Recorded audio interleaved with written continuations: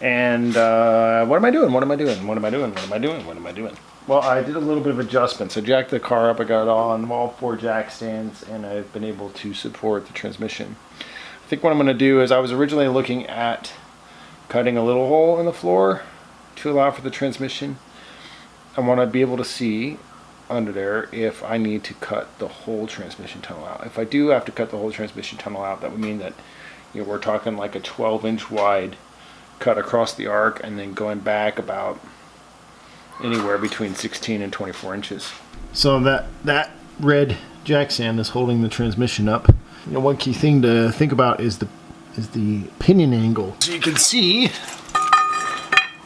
right here is the transmission. You can see the angle here. See this, how much angle it's got? It's about like that. You know, I don't know if that's the right angle. Now here's where the transmission mount is supposed to be. And the original transmission mount is a little bit further back, actually. The original transmission mount is right here. That's where the original cross member went. So I need to create something that probably mounts in the original holes and then catches the transmission. As it is right now, it doesn't feel like I could push it up much further. And that means I might be interfering with the trans tunnel, but we'll see. Daddy, Yes, love. Didi touched the bounce house again. I'm the bounce house thing. Okay. Don't touch it anymore. I told you. I turned it back Oh on! my gosh, kid. I really turned it back on! Okay, well don't touch it anymore. Alright, you promise? Yeah. Okay. Alright. That looks awesome. Check that out. You can see that there's lots of clearance there. Good gap. On this side, there's a lot more clutter going on. Luckily, that brake booster is going to be out of the way. I'll have a little bit more room. I'll have a little bit more room with the Hydro Boost. Are you going to go for a ride?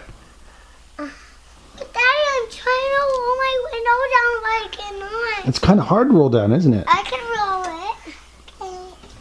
I rolled the window down. What kind of sounds does the car make?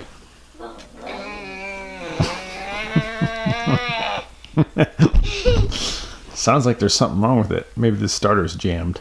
It makes a sound like this. The car is a dead zombie. It makes it sound like this. Yeah. Like that. It goes.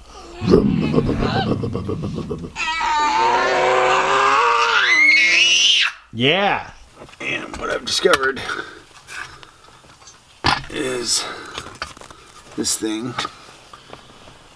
takes the place of the entire frame. There's an entire frame up here that the existing brake pedal is already connected to, and it's up under there, and this steering column is held up by it. So I have to take not only the existing master cylinder out, but I also have to take the entire frame for that out, which is probably going to involve dropping the steering column. So this is the current position of the brake booster.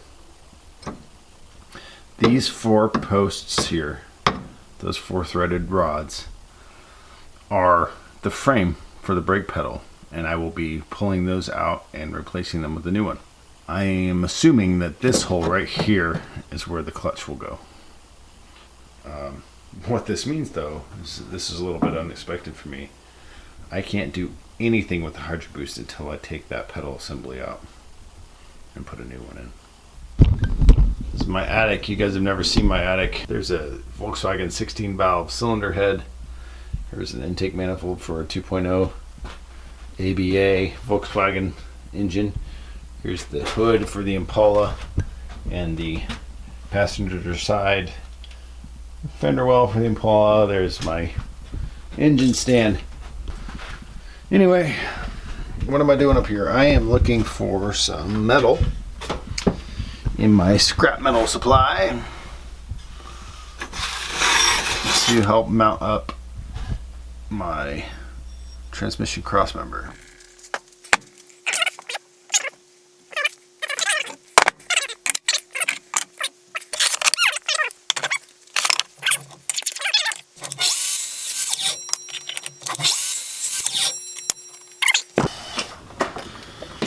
This is the brightest I've had it under here in a while. This car is pretty solid for the most part, but I've got some stuff in the body that's not good. Like, it's pretty sad. Some stuff I'll have to fix later, but not necessarily now. This right here, can you see it? This is the main bolt for the transmission pad. There's already a rubber bushing there to support it. So all I need to do is make a metal mount for this pad to sit on. That's the centerpiece of the transmission. And then there's two brackets on the frame, here and here, where bolts go through. That's the old transmission mount. And all I'm trying to do is make basically a V-shaped transmission bracket that sits here and then comes up here and catches the bolt, mounts there. So I just want to know what's the distance from the center of those brackets to this bolt. And this is telling me it's about 9.5 to 10 inches. So I'm going to start with 10 inches, and it looks like the angle is about something less than 45 degrees, something between 30 and 45 degrees. So I'm going to try that. I'm going to go cut that on the rage saw and see what we come up with.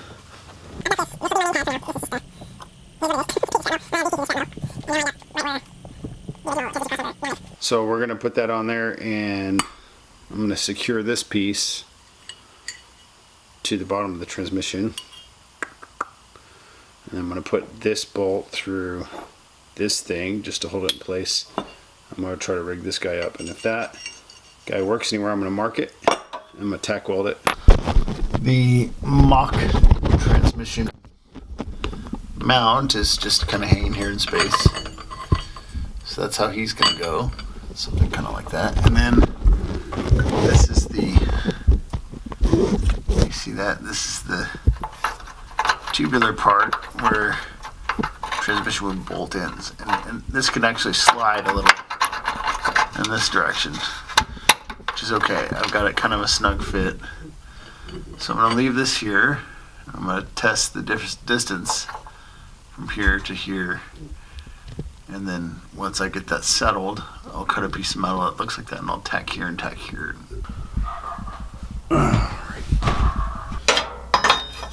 One challenge I'm going to have is that with these pieces being square and these pieces being round, I'm going to have to maybe fish mouth the ends.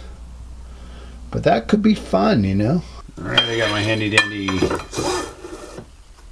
stop lock set up. I'm going to cut this thing.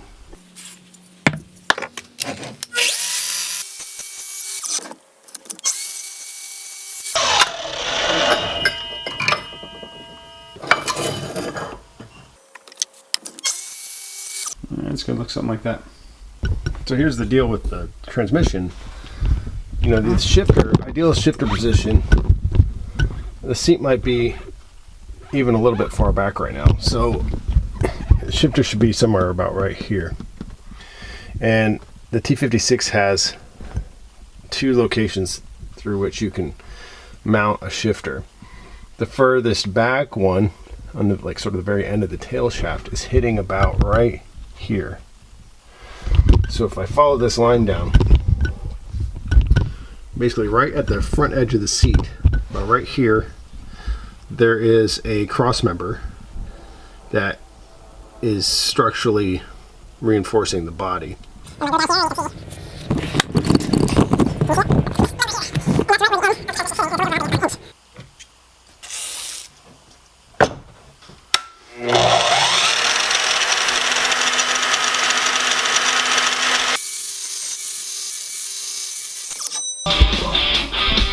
there's two main things I just need to get out of the way. I gotta finish this clutch pedal thing, which I've been working on for a long time. It's time. I got the steering shaft connected. I may have showed in this video or some other video that I had to notch part of the steering column. I had to cut it, and then I had to notch it to get it to fit up to the new steering shaft. So that's done. Some threaded things here, which it's been a while since I did these, but I think these square nuts were on there. And then there's another one on this side. And then at the firewall, there are a bunch of rivets. Right there. You see them? See them? 1, 2. I gotta maybe get this thing out. Shit.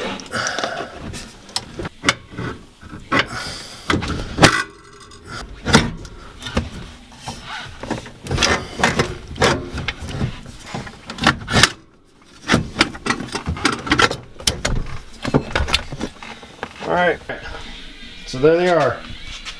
Old, new. So I'm going to have to replace this brake solenoid. This is probably a sensor to indicate that the brake has been actuated.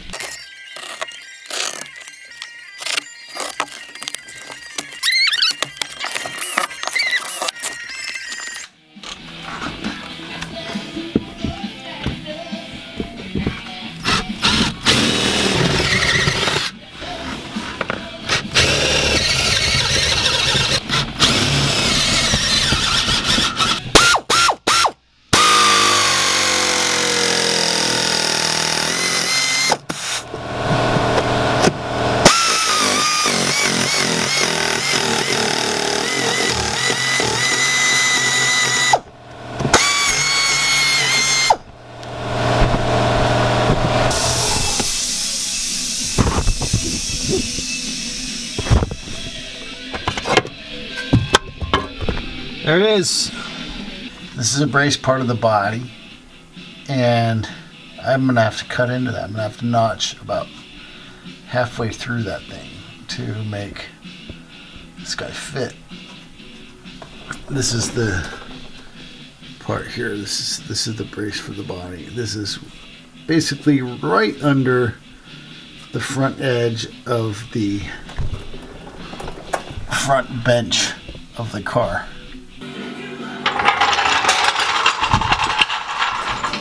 I need a angle grinder to do that, and I don't know if I can get in there to notch this about right here. Whether I need to actually remove the transmission and engine or just go for this as is right now. I would like to rather do it right now if I could, but we'll see. So I'm kind of debating about what to do here because I dropped the transmission down, which gives me a ton of room here from up top. Doesn't give me a lot of room still from below, but I could conceivably cut something from up here. I just have to be careful with this seat and make sure I don't cut that. Though I'm thinking that I might put 2 buckets in here eventually anyway, but I don't really want to go ahead and prescribe that right now. So I'll probably have to quickly fab up some like protection thing here, and I'm going to just go ahead and try to cut from up here and see what I can get.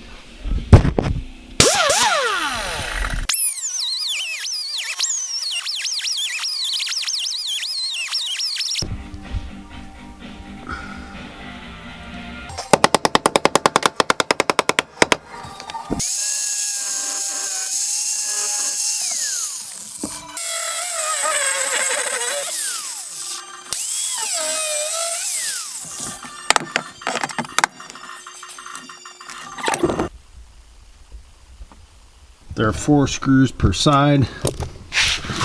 They're all under here. One on each side of that, and one on each side of one in the front.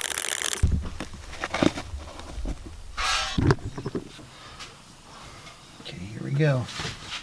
Oh my gosh.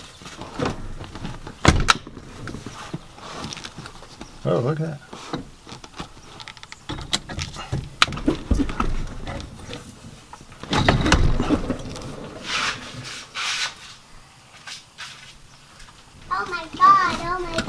Oh, look, DDC. Let's move back. Oh yeah, I'm just sitting. Can I sit? No, it is loose. Aww.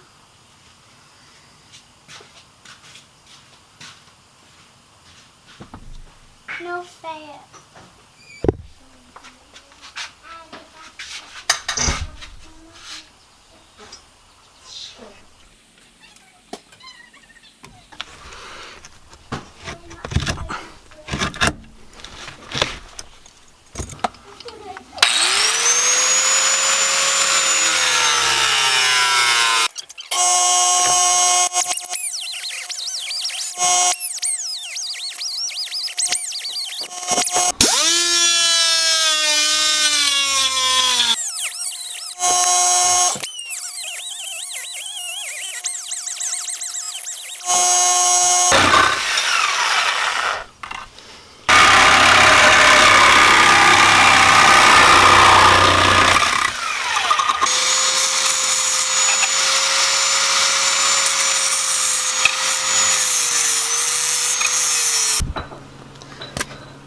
Last little bit right here.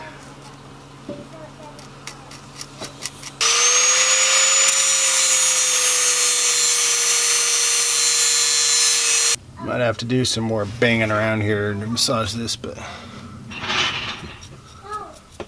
I'll basically call that done.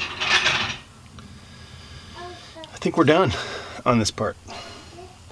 Next step is fabricate the transmission cross member and get that pedal mounted and finished.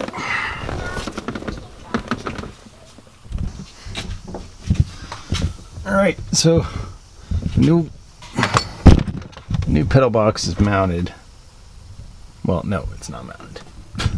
It's not mounted at all. The new, and it's dumb that they call it a pedal box because it's not a box either. The new pedal assembly is kind of roughed in place up there, but I have to put 4 riveted studs through that firewall, and I have to get these mounting tabs mounted up here.